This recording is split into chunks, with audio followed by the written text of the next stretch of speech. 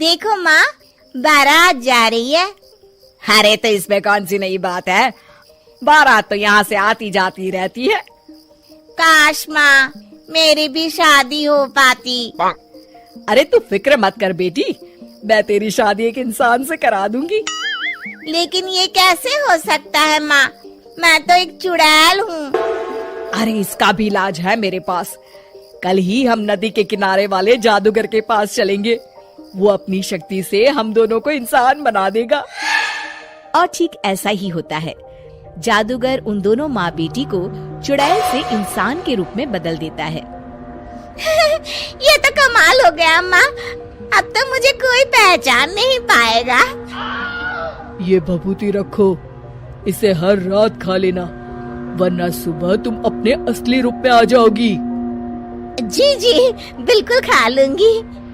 कुछ दिनों के बाद चुड़ैल की माँ अपनी बेटी की शादी धोखे से हरीश नाम के लड़के से करवा देती है। फिर एक दिन, अरे मान गए हरीश, इतनी सुंदर पत्नी तो किस्मत वालों को मिलती है, और एक तुम हो कि खुश होने के बजाय हमेशा तुम्हारा मुंह हारे हुए लीडर के चमचे की तरह लटका रहता है।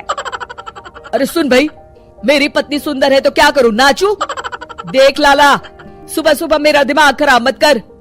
अरे वो सब तो ठीक है, लेकिन एक बात मेरी समझ में नहीं आती, तुम हर दूसरे दिन कम से कम 10 लोगों का राशन खरीद कर ले जाते हो। अरे आखिर तुम इतने राशन का करते क्या हो? तुम्हारे घर में तो खाने वाले सिर्फ 4 लोग हैं। अरे तुझे मेरे घर की बातों से क्या लेना देना, तू चुपचाप अपनी दुकानदारी कर, वरना यहाँ दुकानों की कमी नहीं है। इतना कहकर हरीश वहाँ से चला जाता है। हरीश जैसे ही घर पहुँचता है, हे भगवान, ये क्या हो गया, मेरी तो किस्मत ही फूट गई। अरे क्या सोचकर मैंने अपने बेटे की शादी करवाई थी, अरे क्या हो गया, मेरी बहू तो एक नंबर की चांडाल निकली, मुझे मेरे ही घर की नौकरानी बना दी। ए कमला, क्या बड़बड़ कर रही है? चुपचाप काम नहीं कर सकती क्या? ठीक है बहू, रो मत माँ, सब ठीक हो जाएगा। अरे ओ माँ के बच्चे, पहले ये बता तुझे घर आने में इतनी देर कैसे हो गई? अरे भाग्यवान, मैं दुकान से राशन खरीद रहा था।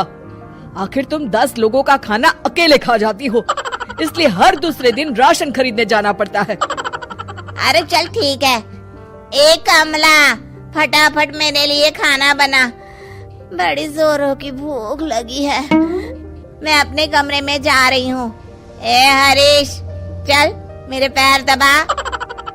मेरी समझ में नहीं आता, ये बहू आखिर हमसे किस जन्म का बदला ले रही है, हमने इसका क्या बिगाड़ा है। अरे नाश पिटी, ये सब तेरी वजह से हुआ है, तुझे ही बड़ी जल्दी थी अपने बेटे की शादी करवाने की। अरे तो इसमें मेरी क्या गलती है जी, जो हर माँ करती है मैंने भी तो वही किया है ना। सही तरीके से जांच पड़ताल तो कर लेती कि लड़की कैसी है, स्वभाव कैसा है। इस तरह आंसू बहाने से अब कोई फायदा नहीं, जो गलती की है अब तो उसकी सजा भुगतनी पड़ेगी। आपका ये भाषण सुनने का वक्त नहीं है मेरे पास, मैं तो चली रसोई घर में खाना बनाने, नहीं तो ये डायन मुझे ही पकाकर खा जाएगी। कमला रसोई घर में चली जाती है। इस तरह हरीश और उसके घर वालों की जिंदगी नरक बन जाती है।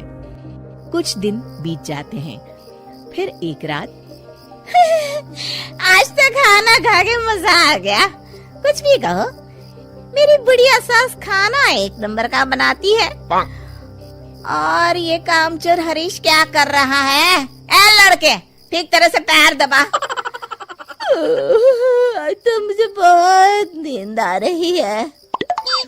इस तरह उस रात चुड़ैल जादूगर की दी हुई भभूति खाना भूल जाती है।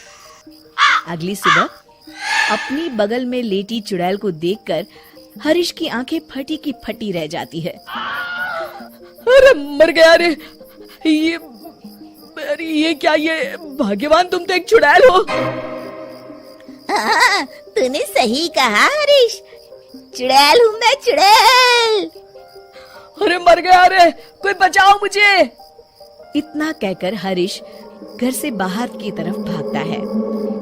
तभी उसके पड़ोसी भी जाग जाते हैं और सब देखते हैं कि हरीश के पीछे एक चुड़ैल पड़ी है। गौर से देखने पर पता चलता है कि ये तो उसकी पत्नी ही है। सारे गांव वाले मिलकर उस चुड़ैल को मारते मारते एक कुएं की तरफ ले जाते हैं। चुड़ैल गांव वालों से डरती, रोती, बिलखती उस कुएं तक पहुंच जाती है और अनजाने में ही कुएं के अंदर गिर जाती है। गांव वाले फौरन कुएं में कुछ कचरा और डंडिया डालकर उसे भर देते हैं और इस तरह हरीश का अपनी पत्नी यानी कि चुड़ैल से पीछा छूटता है और हरीश और उसके घर वाले चैन की सांस लेते हैं।